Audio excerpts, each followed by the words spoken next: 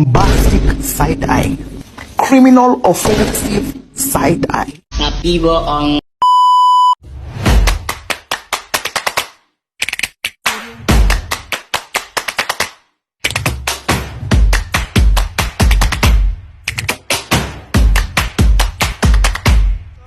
Shalom bagi kita semua. Sebelumnya, perkenalkan nama saya Debbie Sandra Gultom.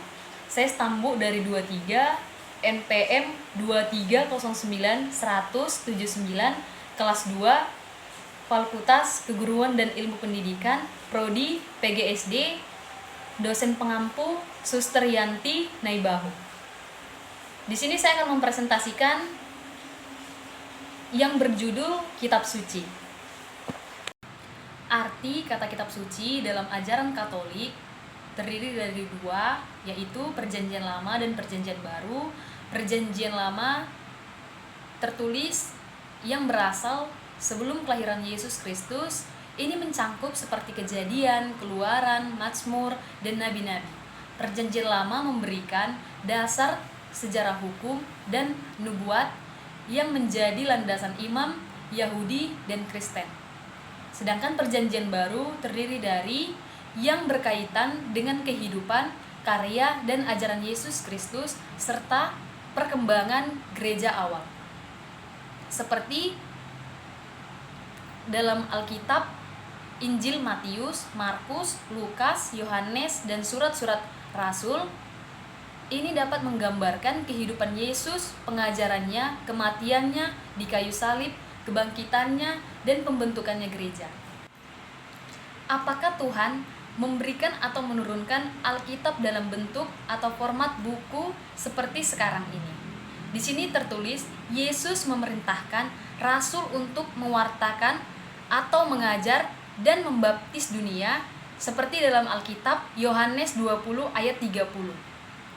Memang masih banyak tanda lain yang dibuat Yesus di depan mata murid-muridnya yang tidak tercatat dalam kitab ini. Dan disambung dalam Alkitab Yohanes 21 ayat 25 tertulis, masih banyak hal-hal lain lagi yang diperbuat oleh Yesus, tetapi jikalau semuanya itu harus dituliskan satu persatu, maka agaknya dunia ini tidak dapat memuat semua kitab yang harus ditulis itu. Apa yang dimaksud Deuterokanonica ini adalah buku-buku dalam kitab suci Perjanjian Lama. Deuterokanonica ini berartikan penetapan kanon untuk kedua kalinya karena hanya didapati dalam versi Septuaginta, yaitu terjemahan Perjanjian Lama dalam bahasa Yunani yang diterjemahkan oleh Taurat 70 ahli.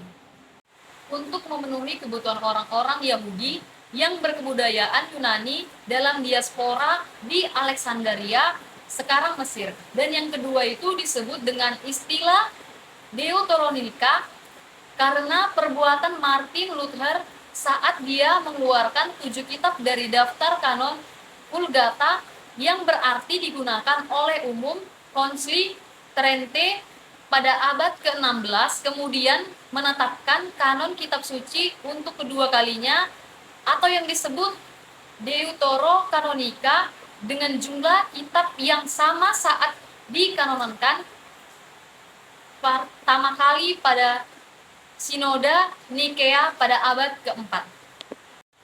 Adapun kitab-kitab yang tergolong Deuterokanonica ini adalah yang pertama Tobit, yang kedua kitab Yudit, yang ketiga tambahan Ester, yang keempat kebijaksanaan Salomo, yang kelima kitab Yesus Bit Sirka, yang keenam kitab Barku, yang ketujuh tambahan Daniel, yang ke-8 Makabe yang pertama, dan yang ke-9 Makabe yang kedua.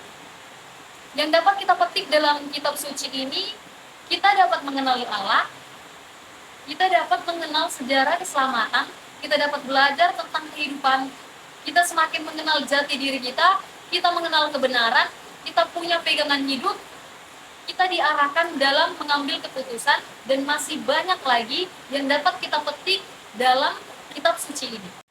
Kesimpulan yang dapat kita ambil mengenai kitab suci ajaran Katolik adalah bahwa kitab suci dianggap sebagai wahyu ilahi yang diinspirasikan oleh Allah kepada para penulisnya.